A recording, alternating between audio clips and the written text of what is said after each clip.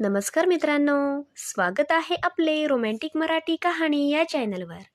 मित्रांनो, ही कथा सुमारे 2 महिन्यांपूर्वीची आहे. आमच्या कॉलनीत एक छोटंसं खेळायचं मैदान आहे.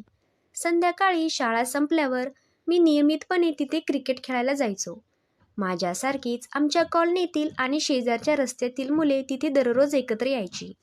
क्रिकेट खेळत खेळत अनेक नवे साथीदारही झाले, पण त्यांपैकी एकाशी माझी विशेष मैत्री झाली होती. त्याचं नाव रोहित. खरं नाव मी इथे उल्लेख करत नाही, कारण ही गोष्ट त्यांच्या कुटुंबाभोवती फिरते आणि मला त्याच्या घराबद्दल कुणालाही अनावश्यक माहिती मिळावी असं वाटत नाही. रोहितशी दोस्ती झाल्यानंतर आम्ही दोघे अनेकदा एकत्र भटकायला जायचो. कधी मैदानावर, कधी गप्पा मारत, कधी छोट्या छोट्या धमाल करत. आमची दोस्ती मजबूत झाली. एकदा त्यानं मला त्याच्या घरात बोलावलं. मीही उत्साहाने तयार झालो. रोहितच्या घरात गेल्यावर मला प्रथमच त्याच्या आईला बघण्याची संधी मिळाली आणि सांगतो खरं, मी पूर्णपणे स्तब्ध झालो. तिचं वय अंदाजे 38च्या आसपास असावं, पण तिच्या मुखावर इतकी चमक, इतकी तेजस्विता होती की ती 27 ते 28 वर्षाची युवतीसारखी वाटत होती. तिचं नाव इथे मी राधिका असं घेतोय. ती दिसायला आकर्षक होती. शरीरावर एक वेगळीच भव्यता होती. तिच्या हास्यात एक निष्पापता होती आणि चालण्यात एक अदृश्य मोहकता होती. मी त्या दिवशी प्रथमच असं अनुभवलं की माझी नजर तिच्यावरून हटतच नव्हती. मनात विचार येत होते की रोहित माझा मित्र आहे, त्याच्या आईकडे असं बघणं बरोबर नाही, पण तरीही तिच्या व्यक्तिमत्वाकडे ओढलं जाणं माझ्यासाठी नियंत्रणात नव्हतं. तिच्या डोळ्यात एक शांतता होती, पण त्यासोबत एक अनोखा मोहनही होतं. माझी नजर तिला कळली असावी, कारण तीही अधूनमधून माझ्याकडे बघत होती. आम्ही आमनेसामने बसलो होतो. थोडं बोलणं झालं. बोलताना समजलं की तिचे पती नगरपालिकेच्या कार्यालयात नोकरी करतात आणि दिवसभर बाहेरच असतात. त्या क्षणी मला तिच्या शब्दांपेक्षा तिचा स्वर, तिची बोलायची शैली आणि तिच्या उपस्थितीचा प्रभाव जास्त जाणवत होता. थोड्या वेळाने रोहित मला वरच्या खोलीत घेऊन गेल्या. आम्ही खेळायचं ठरवलं होतं, पण माझं मन अजिबात खेळात नव्हतं. हातात क्रिकेटची बॅट होता, पण डोक्यात फक्त राधिका काकूंचे विचार सुरू होते. त्यांचा चेहरा, त्यांचं हास्य आणि त्यांचं व्यक्तिमत्व सतत डोळ्यांसमोर फिरत होतं. मी फक्त तिच्याबद्दलच विचार करत होतो. तिच्या व्यक्तिमत्वाचा विचार करून माझी भावना तीव्र होऊ लागली होती. त्या दिवशी घरी आल्यावर मी तिच्या विचाराने अस्वस्थ झालो, म्हणून मी माझ्या भावनाला हातानेच बाहेर काढला. तेव्हाच माझ्या मनाला शांतता मिळाली. आता तर मला रोज रोहितच्या घरात जावंसं वाटायचं. मी रोहितला घरात जाण्यासाठी प्रोत्साहित करायचो, जेणेकरून मला त्याची आई दिसेल. मी तिला आकर्षित करण्याच्या मागे लागलो होतो. तिचे विचार माझ्या मनातून जातच नव्हते. जेव्हा जेव्हा मी रोहितच्या घरात जायचो, माझी नजर तिच्या व्यक्तिमत्वाला निरीक्षित करायची, तर कधी तिच्या व्यक्तिमत्वाकडे बघायची. मी विचार करायचो की जर ती बाहेरून इतकी आकर्षक दिसते, तर आतून तर प्रलयच असेल ना. मी तिला मुक्तपणे बघण्यासाठी उत्सुक झालो होतो, पण मला असा कोणताही इशारा दिसत नव्हता की मला ती मुक्त दिसेल. रोहितची आई ही माझ्याकडे बघायची, पण तिच्याकडून मला असा काही संकेत मिळत नव्हता की तिलाही माझ्यासोबत काही करायचं आहे की नाही. म्हणून मी तिचा अंदाज घेण्याचा प्रयत्न करत होतो. मी नेहमी राधिका काकूंच्या जवळपास भटकायचो. कधी कधी तर मी तिला बहाण्याने स्पर्शही करायचो. मला जाणवत होतं की तिलाही माझ्या मनातील इच्छा समजली होती, पण ती काही बोलत नव्हती. जेव्हा मी तिला स्पर्श करायचा प्रयत्न करायचो, तेव्हा मी असं दाखवायची की हे सर्व अपघाताने झाले आहे. माझ्या कृतीवर ती हलकेच हसायची आणि विषय बदलायची. अशा प्रकारे काकूंसाठी माझं प्रेम दिवस दिवस वाढत चाललं होतं. मी तिला सुगंधी सहवासाचा अनुभव देण्याच्या मागे लागलो होतो, पण तो दिवस कधी येईल हे मला कळत नव्हतं. एक दिवस मी रोहितच्या घरात गेलो होतो. खेळत खेळत रोहितला त्याच्या मागे मामे बहिणीचा फोन आला आणि तो मला त्याच्या आईसोबत घरात सोडून निघून गेला. त्या दिवशी प्रथमच मी त्याच्या आईसोबत घरात एकटा होतो. मला वाटत होतं की काकूंच्या व्यक्तिमत्वासोबत आनंदमयी वेळ व्यतीत करावा, पण माझं धैर्य होत नव्हतं. मग मी रोहितच्या खोलीत गेलो. मी त्याच्या लॅपटॉपवर खेळ घालवायला सुरुवात केली. असंच बघत बघत मला त्याच्या लॅपटॉपमध्ये ती सुगंधी फिल्म सापडली. मी पाहिलं की काकू काहीतरी कामात गुंतल्या होत्या. म्हणून मी विचार केला की रोहित येईपर्यंत ती फिल्म बघावी. बरेच दिवस मी फिल्म पाहिली नव्हती. मी खोलीचा दरवाजा बंद करून फिल्म बघायला लागलो. माझी भावना तीव्र झाली. मी हाताने वेतळीत होतो करायला सुरुवात केली. अचानक काकू दरवाजा उघडून आत आल्या आणि त्यांनी मला ती फिल्म बघताना आणि हाताने करताना पाहिलं. त्यांच्या हातात कॉफीचा कप होता. त्यांनी माझ्याकडे एकदा बघितलं आणि मग अशी प्रतिक्रिया दिली की जणू त्या माझ्या कृतीवर संतापल्या आहेत. त्यांनी कॉफी ठेवली आणि परत निघून गेल्या. मी विचार केला की ही गोष्ट रोहितपर्यंत पोहोचण्यापूर्वी काहीतरी करायला हवं. जर का काकूंनी रोहितला सांगितलं तर कदाचित मी पुन्हा त्यांच्या घरात येऊ शकणार नाही. म्हणून मी काकूंची माफी मागायला गेलो. काकू स्वयंपाकघरात काहीतरी काम करत होत्या. त्यांनी मला पाहिलं तेव्हा त्या सामान्य वाटल्या. मी धैर्य करून म्हणालो, काकू, माझ्याकडून चूक झाली. मला असं करायला नको होतं. काकू म्हणाल्या, काही हरकत नाही. या वयात मुलं असंच करतात. त्यांनी ही बोलणं ऐकून मी आश्चर्यचकित झालो आणि माझं धैर्य वाढलं. मी त्यांच्या व्यक्तिमत्वाकडे बघायला लागलो आणि माझी भावना तीव्र झाली. मग काय झालं कोणास ठाऊक. मी त्यांच्याजवळ जायला लागलो, पण भीतीने थांबलो की काही बिघडलं तर. मग काकू म्हणाल्या, तू इथे काय करतोयस? बाहेर सभागृहात जा. काकूंनी माझ्या भावनेकडे बघितलं आणि म्हणाल्या, मी तुझ्यासाठी काही नाश्ता आणते. मी निराश होऊन बाहेर गेलो. थोड्या वेळाने काकू गोड शिरा घेऊन बाहेर आल्या आणि प्लेट ठेवताना त्या माझ्यासमोर झुकल्या. तेव्हा मी त्यांच्या व्यक्तिमत्वाला पाहिलं. माझ्या मनातून आवाज निघाला. त्यांनीही मला स्वस्थ होताना पाहिलं. मग त्या माझ्यासमोर बसल्या. शिरा खाता खाता काकूंनी विचारलं, तुझी कुणी मैत्रीण नाही का? मी म्हणालो, नाही. मी म्हणालो, काकू, तुम्ही खूप आकर्षक आहात. मी तुमचा पती असतो तर. म्हणत मी थांबलो. काकू म्हणाल्या, काय? मी म्हणालो, काही नाही. त्या म्हणाल्या, सांग ना काय आहे ते. मी म्हणालो, काकू, तुम्ही खूप आकर्षक आहात. मी तुमचा पती असतो तर तुम्हाला खूप प्रेम केलं असतं आणि कशाचीही कमी भासू दिली नसती. काकू म्हणाल्या, तुला मी इतके आवडते का? मी म्हणालो, हो काकू. हे बोलत मी काकूंच्या जवळ जाऊन बसलो. काकू म्हणाल्या, माझ्या पतीला माझ्यात काही रसच नाही. ते कधी माझी स्तुती करत नाही. मी म्हणालो, मला तर तुम्ही खूप आवडता.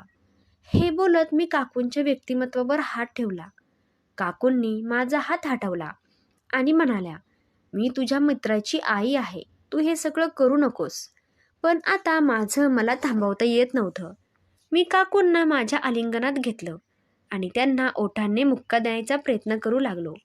काकू मला सोडवण्याचा प्रयत्न करत होत्या आणि म्हणाल्या, तू वयाने खूप छोटा आहेस. मी म्हणालो, मला काही माहीत नाही काकू. मी तुम्हाला खूप प्रेम करतो. बऱ्याच दिवसांपासून तुम्हाला हे सांगायचं होतं, पण सांगता आलं नाही. काकू माझ्या आलिंगनात तडफडत होत्या. त्यांच्या डोळ्यात हलकेसे अश्रू होते. मी त्यांचा चेहरा माझ्याकडे वळवला आणि त्यांना मुक्का द्यायला सुरुवात केली. काही वेळ त्या सोडवण्याचा प्रयत्न करत होत्या, पण थोड्या वेळाने त्या साथ देऊ लागल्या. पण तेवढ्यात रोहितच्या गाडीचा आवाज आला आणि आम्ही दोघेही वेगळे झालो. काकूंच्या डोळ्यात मला निराशा स्पष्ट दिसत होती. मलाही मजबुरीने त्यांच्यापासून वेगळं होऊन घरी जावं लागलं. त्यानंतर आम्हाला भेटायला 3 आठवड्यांपेक्षा जास्त वेळ लागला. काकूंनी मला फोनवर सांगितलं होतं की रोहित आणि त्याचे वडील 4 दिवसांसाठी बाहेर जाणार आहेत. म्हणून आम्ही दोघेही त्या दिवसांची वाट पाहत होतो. मी या काळात काकूंना भेटायला खूप व्याकुळ होतो. मग ज्या दिवशी रोहित आणि त्याचे वडील गेले, मी काकूंना भेटायला त्यांच्या घरात पोहोचलो. मला पाहताच काकूही आनंदित झाल्या. आम्ही दोघांनी पटकन दरवाजा बंद केला. मी जाताच काकूंना आनंद द्यायला सुरुवात केली. दोघांनीही मजा घेऊ लागलो. काकूही आनंद घेत होत्या आणि हलक्या सुस्काऱ्या घेत होत्या. मग मी काकूंना गोदामाच्या खोलीजवळच्या टेबलावर घेऊन गेलो आणि त्यांना मुक्त केलं. आता माझं मन थांबवता येत नव्हतं. मी त्यांना मुक्का देत माझी भावना मुक्त केली. आणि काकूंच्या रसाळ जीवनात तोंडाने आनंदीदायी वेळ द्यायला सुरुवात केली. काकू तडफडल्या. त्या म्हणाल्या, "काय करतोयस? इतक्या अस्वच्छ जागेला इतक्या उत्साहाने का अनुभव घेतोय?" मी म्हणालो, "काकू, मला ही अस्वच्छ जागा आवडते." त्या म्हणाल्या, "माझ्या पतीने कधी असं केलं नाही. आज प्रथमच मला इतकी मज्जा येत आहे. मी माझ्या जीवनात कधी इतकं सुख अनुभवलं नाही." मग मी माझी भरलेली भावना काकूंच्या हातात दिली. काकू आधीच खूप प्रभावित झाल्या होत्या. त्या भावनेला प्रेमाने अस्वस्थ करू लागल्या.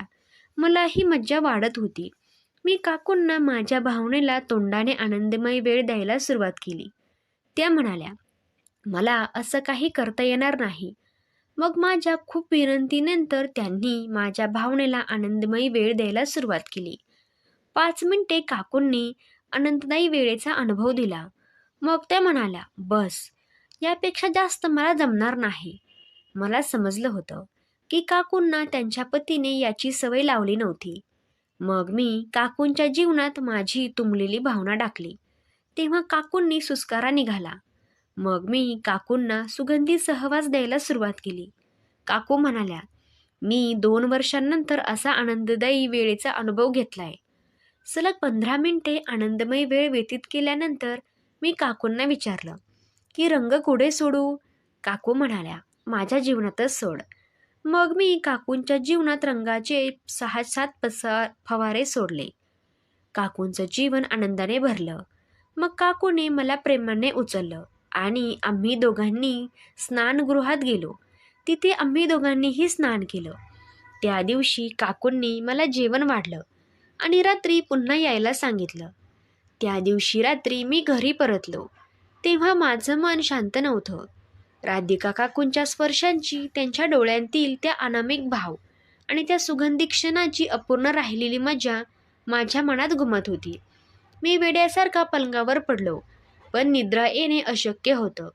माझ्या डोळ्यांसमोर त्या गोदामाच्या टेबलाचा प्रसंग पुन्हा पुन्हा येत होता. काकूंचे सुस्कारे, त्यांचा तो सुगंध, त्यांचा तो लाजवाब चेहरा आणि माझ्या भावनाचा तो अनाफर उफाळापळ. पण त्याचवेळी मला एक विचित्र अस्वस्थता जाणवली होती. जणू काहीतरी चुकीचं घडत होतं, जे मला अजून समजलं नव्हतं. दुसऱ्या दिवशी सकाळी मी रोहितला भेटायचं ठरवलं. त्यांच्या घरात जाण्याचा बहाणा शोधत मला आता सोपं वाटत होतं.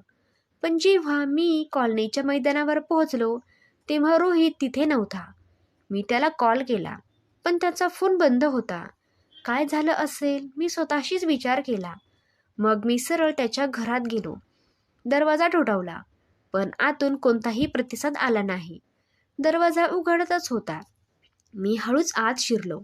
"काकू, रोहित," मी हाक मारली, पण शांतता पसरली होती. गोदामाच्या खोलीत गेलो. तेव्हा मला कालचा टेबल आठवला, पण तिथे आता काहीतरी वेगळं होतं.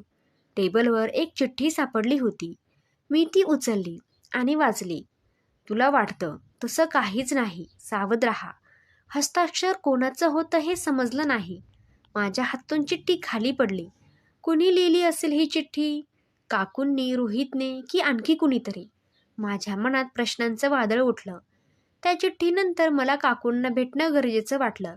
मी त्यांना फोन केला, पण त्यांचाही फोन बंद होता. आता मला खरी चिंता वाटायला लागली. रोहित आणि काकू दोघे अचानक गायब, हे शक्यच नव्हतं. मी कॉलनीतील इतर लोकांना विचारलं, पण कुणालाही काही माहिती नव्हतं. एकाने फक्त इतकं सांगितलं, रोहितचे वडील काल रात्री घरी आले होते, पण आज सकाळी कोणालाही काही कळलं नाही. मी घरी परतलो, पण माझं मन काकूंभोवती फिरत होतं. त्या रात्री मी त्यांच्या घराजवळ भटकलो. अंधारात घर शांत दिसत होतं, पण एका खिडकीतून मला हलकासाच प्रकाश दिसला. मी जवळ गेलो आणि आत डोकावलं. आतमध्ये कुणीतरी चालत होतं. काकू होत्या, त्या पण त्यांच्यासोबत आणखी कुणीतरी होतं. एक काळा उंच व्यक्ती. त्याचा चेहरा मला दिसला नाही, पण त्याची पाहट काकूंकडे होती. तो काहीतरी बोलत होता आणि काकूंच्या चेहऱ्यावर भयभीत भाव होते. मी ऐकण्याचा प्रयत्न केला, पण शब्द अस्पष्ट होते. फक्त एकच वाक्य स्पष्ट ऐकू आलं, "तो परत आलाय." कोण परत आलं होतं? रोहितचे वडील की कुणीतरी वेगळं? माझ्या मनात शंकेचं जाळं विणलं. दुसऱ्या दिवशी मी ठरवलं की मी काकूंना एकट्याला भेटायचं आहे. पण त्याआधी मला रोहितला लॅपटॉपवरती फिल्म आठवली. त्या फिल्ममध्ये काहीतरी इशारे असतील का? मी पुन्हा त्यांच्या घरात गेलो. यावेळी दरवाजा बंद होता. पण मला माहीत होतं की रोहितच्या खोलीची खिडकी नेहमी उघडी असते. मी तिथून आत शिरलो, लॅपटॉप सुरू केला आणि ती फिल्म शोधली. पण ती फिल्म आता तिथे नव्हती. त्याऐवजी एक फोल्डर होतं. त्याचं नाव होतं डॉट. मी फोल्डर उघडलं. त्यात काही फोटोज आणि एक व्हिडिओ होता. फोटोमध्ये काकू आणि तोच काळा व्यक्ती दिसत होता. पण हे फोटो जुने वाटत होते. कदाचित 15 ते 16 वर्षांपूर्वीचे व्हिडिओज. उघडला तेव्हा माझ्या पायाखालील जमीन सरकली. व्हिडिओमध्ये काकू एका काळोख्या खोलीत बसल्या होत्या. त्यांच्यासमोर एक लहान मुलगा होता, रोहितसारखा दिसणारा. पण त्याच्यासमोर आणखी एक मुलगा होता, जो मला ओळखीचा वाटला. काकू म्हणत होत्या, आपल्याला त्याला थांबावं लागेल, नाहीतर सर्व काही नष्ट होईल. मग अचानक एक जोरदार आवाज आला आणि व्हिडिओ बंद झाला.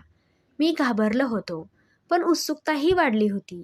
कोणाला थांबायचं होतं आणि का? मला आता काकूंना भेटणं आवश्यक होतं. मी त्यांच्या घरात गेलो. यावेळी त्यांनी दरवाजा उघडला. त्यांच्या चेहऱ्यावर थकवा आणि भीती स्पष्ट दिसत होती. मी सरळ विचारलं, काकू मला सगळं सांगा, काय चाललंय? त्या गप्प राहिल्या, पण मग हळूच म्हणाल्या, तुला हे सगळं माहीत नसतं तर बरं झालं असतं. पण आता मला माहिती आहे रोहित कुठे आहे आणि तो व्हिडिओ काय होता. मी आग्रह केला. काकूंनी एक दीर्घ श्वास घेतला आणि सांगायला सुरुवात केली, रोहित माझा मुलगा नाही, तो माझ्या सख्ख्या बहिणीचा मुलगा आहे.